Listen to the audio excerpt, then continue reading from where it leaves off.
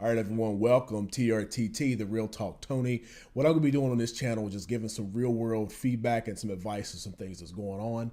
So what we do is just talk about things and don't really sugarcoat too much, but just try to keep ourselves respectful. You will be seeing in these videos that I do talk about being somebody's husband and as well as being somebody's son, brother. So I just try to keep it respectful because these people are also somebody's son, somebody's brother. Sometimes it's somebody's wife and somebody's daughter. So we're just going to keep it as respectful as possible as we go through, but keep it real, man. So I hope you enjoy this kind of content. Hit that subscribe button and we're going to jump right into this. So a lot of my friends have come to me and just asked for a little bit of advice on how to date, how to get with people, and how the dating market is trash and things they're doing and things they're not doing. And a lot of these people tend to be the females, and it kind of blows me away to understand or to be hearing that females are having this much of a challenge dating. And then I'll start talking to them, and then you're kind of like, I can see why. So this is going to bring us to Kevin Samuel's channel right here, and we're going to be going over our modern women lazy daters. Let's go. Dating on purpose. If you weren't living in Miami, where would you live? Detroit, Michigan, or Atlanta. Detroit. I Yeah. lived for a long time there. I'm from Ohio, but I spent a lot of time. Detroit? Are you serious? Why Detroit? It reminds me of the urban city. I'm from Ohio too. It's like a bigger version of the smaller city I'm from. I don't know about that one. I clicked with it. Like, I liked it. I love a Midwest man in general, so Welcome to Detroit. Where the river catches on fire and shit like that. Yeah. Oh, I mean, that's true. I haven't heard too many good stories about Detroit, but you know. yeah, Yeah, you know Atlanta. Atlanta is 17. Yeah, we're good, but there's a lot of women in Atlanta, so there's going to be a lot of competition. Yeah. 17 to 1. 17. you're telling me it's gonna be hard out there. Daggone right. When you hear that 17 women, 17 women to one man. Yeah, that's right. 17 women to one man. But see, I'm hoping I'm not going to be pausing this a whole lot. But, I mean, 17 to 1 really isn't a horrible odds. I mean, you know, as far as a guy, you know, if I got to compete against a couple hundred people and doing something, sporting events, 17 to 1 really isn't bad. So, are modern women lazy? I don't know about all modern women, but right now we're already, she already sounds a little lazy, that it's like a big deal to compete against 17 other women. Now, we're not talking like 1,000. I'm not saying that I should date all 17, but 17? I mean, that ain't that much. Now, I wouldn't be in a rotation of knowing that I'm going to be the 17th or the 15th date that this lady's going on or expect that. But knowing that the odds are just there's more women out there, so there's more competition, I don't really think that that's a horrible thing. Straight, gay, or whatever. Fact of the matter is, see, I guess this ultimately what I'm saying is when, if you're serious about getting the outcome you want, here's my thing. When it comes to dating, why don't you ladies think about the math or the numbers? Or just think about like what it is you want and the likelihood of getting it. why is because what you said earlier, we're lazy to dating. So I know that. you're saying why? I found out why. I've been lazy. I haven't been actively She's honest. for what I want until like very recently. So I know exactly what I want now. So I gotta See, kind of. So have you ever thought that finding a man was going to be hard and it takes a lot of goddamn work? It does take a lot of work. The more selective that you are. But did you think it was going to be hard? I did not think it was gonna be hard. I'm like, oh, he'll come find me. Why? All right, right there, right there. Nope, I didn't think it was going to be hard and he'll come find me. But then she did say it'll be harder the more selective you are, which means the higher your standards are, it's going to be harder, which is normal, right?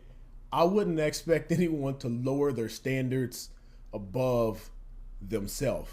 So if your standards are extremely high, you need to be valued at super high as well, I would think, as far as being a female or male. If I want a supermodel, I need to be bringing X, Y, and Z to the table. If I don't bring X, Y, and Z to the table, maybe I don't qualify for what I'm asking for. Maybe a reality check will let me know that I'm more average, so I should be looking for average in return. And I don't think there's anything wrong with being happy and being with somebody. I just think a lot of the times what comes along with being with somebody and people's happiness is not necessarily the person that they're with and the life that they're going to live moving forward. It's the lifestyle that people want to live. So when people want these high standards, it's usually a lifestyle that people have an issue with. Right. What about you? Did you think finding anybody would be hard? For me, absolutely. I've always thought that, and I do think about the numbers, and that becomes kind of that's where fear starts playing the fact. When I know the numbers are scarce, especially being selective as I am, I know that it's harder for me to find what I want. So then it's not about being lazy. It's just I just give up. Like, I don't need. All right. So she was going the right way. At first, I thought, yeah, I did think it was going to be hard. Yeah, I'm selective. See which one it is. And then you only get older. So it's the one, I guess, in the green. So you expect the things to be harder, but you give up because you're not able to reach your goal. And the longer you wait, the harder it is to reach this. So my example is weightlifting and powerlifting. I'm going to be in my prime strength after that puberty area and that strength, and then I can get up into my 20s. At 40 years old, I might be able to lift, but to be natty, it just might not be there when I'm competing with the 20s. The problem is that's not the view that everyone still has as far as the modern woman. Modern woman would think that, hey, I'm in my 30s and 40s, I can still just jump out there and I can compete once again with these 20-year-olds. And it does not work that way. So if you have these high standards, you need to secure what you're going to be securing early in life, because the later on you go with this, the more challenging you're going to be, especially when life happens, and everyone wants their excuse to why they make bad decisions. And these bad decisions tend to follow people along. But we're not going to get off track on that because we haven't gotten that far yet, unless they mention it here. Yeah. When you get older, because y'all ain't already in the what? Danger zone. Danger zone, 27 baby. to 35. But why didn't you think, okay, if you want, what kind of car do you drive? You have a car? Yeah, I have 2 cars. All right, finding the kind of car you want, is it easy or hard? Finding the color, if you had the kind of money to buy the car you want, could you just go to the first car dealership and find it? No, it's Why not not? easy. Why? Because if it's exactly what you want, like I built my car. Oh, I can't build my man. but the point is, you knew what you were looking for when you built your car. Exactly. But you had to get the money and the credit and everything else, and then you had to figure out what it is and decide, I'm not going to just go to the dealership or the lot or the paper or whatever. It's better to build it. If you know that about, I like that finding a car, example. why do y'all think finding a man that's even more valuable is less complicated? Oh, I know the answer to that. The answer to that is they weren't raised right. People weren't raised like they should be. So you should be raised to understand that your importance in life, in my opinion, everybody doesn't have to follow this, but I don't think that you were born and the value, the thought of you being born was to make whatever company you're working for rich and have no legacy. Now that company might encourage that because they're getting rich. They're not going to be like, oh, we want all of the workforce who are females to drop off and be stay-at-home moms. They don't want that. So pushing for the independence and the career and all that stuff is what's pushed. The focus has not been on finding a good man and having a legacy and a family. The focus has been on make your own decisions, be a boss, do what you got to do to make it work. A man will find you when you do all that. And a lot of the times those are not the things that men are looking for, unfortunately. You know, not that men are shallow, but unfortunately you cannot make a cake that I don't like and expect me to come buy it and then be upset that it isn't bought. I don't care what the cake looks like. So let's get back to it. Good question. Finding a man is not supposed to be easy. Have you ever had trouble dating? Having guys approach you? No. Not See? trouble. Because you're attractive. Now approaching me for the actual purpose of dating, yes. Some of them approach for something else. What do you mean? Intentions. What do you mean? We can go back to cars. No. This is what the show is. Okay. Do you ladies understand? To us, If people approach you, if the majority of people are approaching you for the wrong intention, I personally would believe it's because you're marketing yourself to advertise that wrong intention. So, take two women. I believe there's nothing more attractive than a nice, classy, elegant looking woman. I mean, a woman who's just about her business. She's in shape. She looks good. And she's just wearing her attire and she looks good in that classy kind of way. I'm not meaning like, dresses and nothing. I mean just looking good. However, on the other side, when you have this is not offense to anybody, the I look good to the club, it's the jersey dresses that people used to wear and the stilettos and all that other stuff that people, I don't know if they still do it because I've been out in the market for a long time, but it's going to attract a different attention. So if I see what I would think as a professional woman out in public that was dressed elegant and classy, that would be more attractive to me as far as looking for a relationship and dating with purpose than it would to be meeting somebody at the club who's just wrapped their package to advertise the meat that's in the package. So, if you want a longevity and you want a slow cooked meal, you get a slow cooked meal. But when you advertise yourself as fast food, you can't expect a person to not treat you like fast food. dating equals sex. Yes. So I had a good analogy with the cars to still answer the question. Okay. If you see a real nice looking shiny car, it's a sports car, you want to drive it fast. You're not like, oh, is this car gonna last me long term? Is it gonna have my kids in it? Car seat. You wanna drive. No, it depends on what that car's value is. See, as far as me, I'm a numbers person. So if I buy a car, yes, I want to drive that car fast.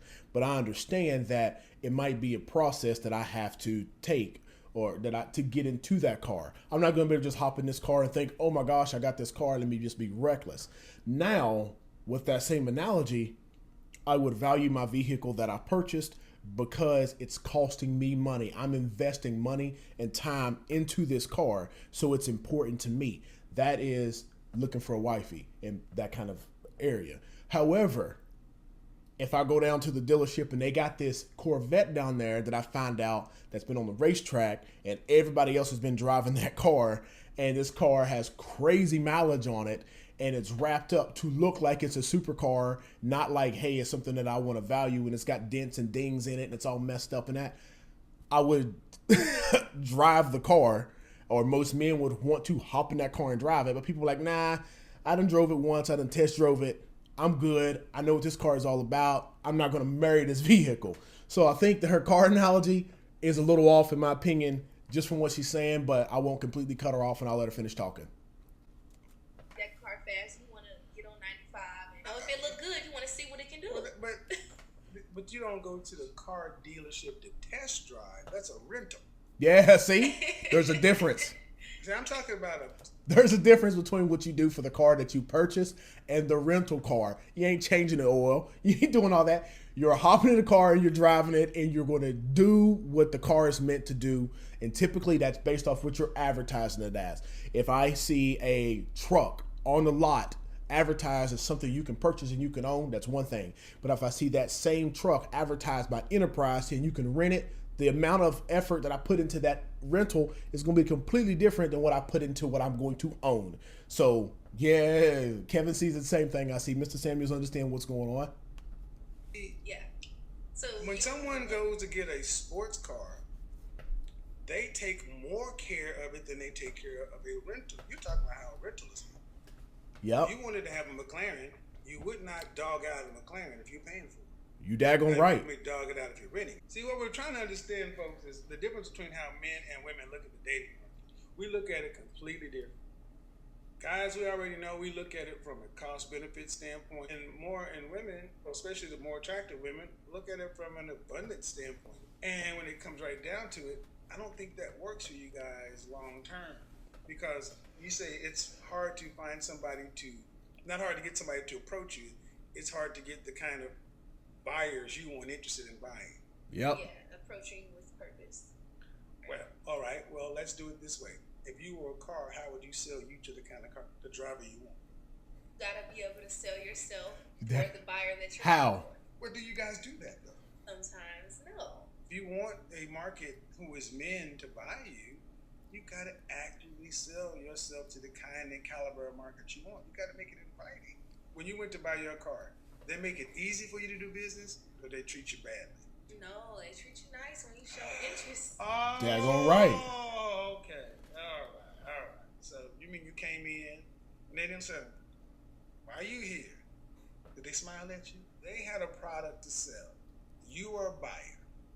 When you came on the lot, they said, "Hey, how you doing?" They were welcoming. They offered you something. They see you coming, they're going to sell you the vehicle. They want your money because they want to sell that. You also want the product. So it's a smooth, agreeable transaction. Drink, and they did all that stuff. Do you treat the men you want like the car dealership treated you when you went to buy a car? No. Well, goddamn. No. Why not? I don't think I do. You don't treat them welcoming and nice. No, sometimes I don't because I have my reasons why I'm not. Why I Why? don't, and I Why? probably shouldn't. Why? So, Why? what about the car dealership? You think everybody that walked into that dealership who showed interest in a car bought one? No, No. exactly. So do they get to treat you like that because Because the you last might person- not buy one? No. See, you guys got to start thinking about men as car as buyers. Does it make more sense that way? I mean, does it make sense? I think See, it you're over does. here laughing. You don't say what I you just bought my car, so this is a very buyer, recent. so- This is a very recent experience for me. We are buying you. We're buying you. We are buying you. Now, that's Uh, Oh, well, what's it? Okay, we're buying you like. No, Okay. I When you understand the go on a analogy job though. But I interview, understand the though, analogy. when you're interviewing for like a job, you know how they say like in interviewing one-on-one, you have to sell yourself to that company. So it's like that. Like, Yeah. just, yeah, It's but like do that. you sell yourself to the men? No. Have you ever really went out there? No. The expectation is very blurred in as far as standards. So if I can put it like this, there's more women on the planet than there are men. And when you come down to men don't really mind looks as much at a certain level. Now, when you get up to the higher standard of men, it's just guaranteed. You know, you got to look good, you got to do this, you got to do that. There's a lot of things.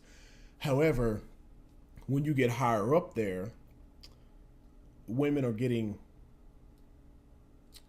they're giving more attention to those higher earners, smaller portions. So that pyramid of men that goes up here, that peak is getting all the attention. The bottom section are the guys who are getting overlooked.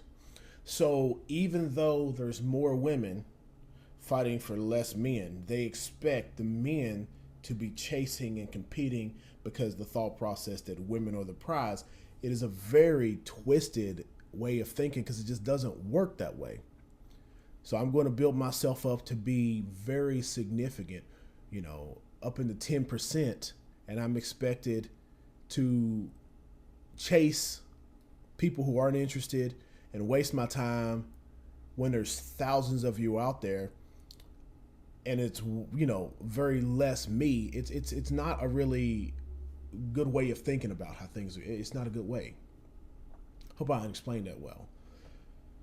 Small group of men, bigger group of women, and men are supposed to do the chasing and women aren't supposed to sell. We're supposed to do all this and the man to come find us and pick us off the bush, but you're stagnant.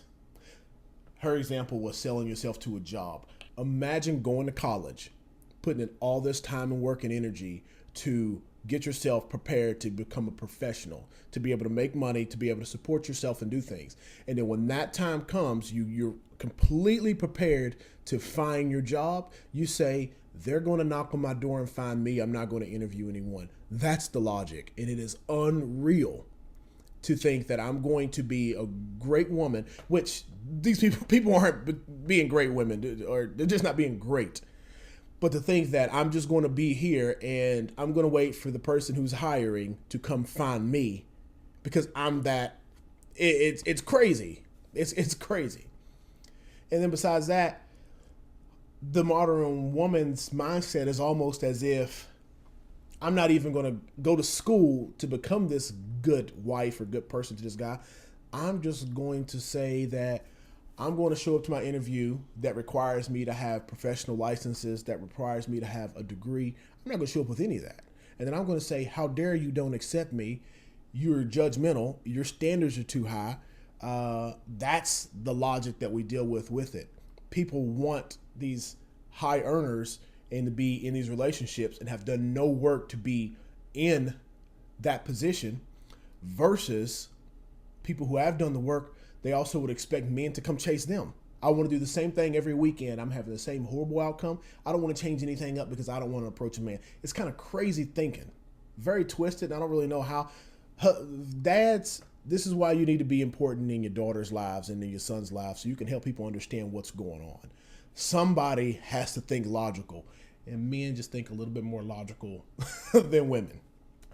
On it, and you followed up with emails and phone calls and all that kind of stuff? Absolutely. Okay, have you Do ever I done that follow with a up man? with guys? Sometimes I do, but No. I want them to. So, Okay, so, I want them to so you show want, just as much so pressure you- as I am. so you want Let's see what he says. men to pursue you, but then you pursue what you want. I will Yeah. pursue them back, Back. not too much. Back. Right. Right. It's bullshit. So the company has a job. They ain't pursuing you. They just put up a post and wait for you to apply. Boom. The car dealership has a car to sell. They don't care if they ain't making a phone call and say, hey, guess what? That car is here.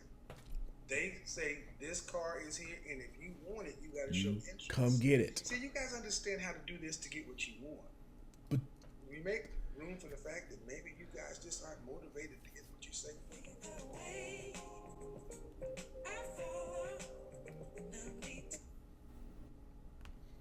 all right, everyone. So that's going to pretty much conclude this all up. And I will stick with my point. I don't think it's everybody's conscious decision, but man, modern women are a little messed up in their dating and they're a little bit lazy or a whole lot lazy. There's a lot more that can be done. And the reason I say a whole lot lazy is because if you're a modern woman and you're chasing the bag or you're chasing your career, you know how to put effort into something you want. But even though all of the numbers and the information shows you that that's not working in your dating life, people will want to stick with that path, even though it's not working. And then sooner or later in life, it becomes men are trash, men are this, men are that, because they're not doing what I want. I won't put in that work for them, but I want something different. But anyways, we're wrapping this video up. Check out TRTT in the next video. Thank you, Kevin Samuels, for the input. Open up a can of worms that won't be closed up. All right.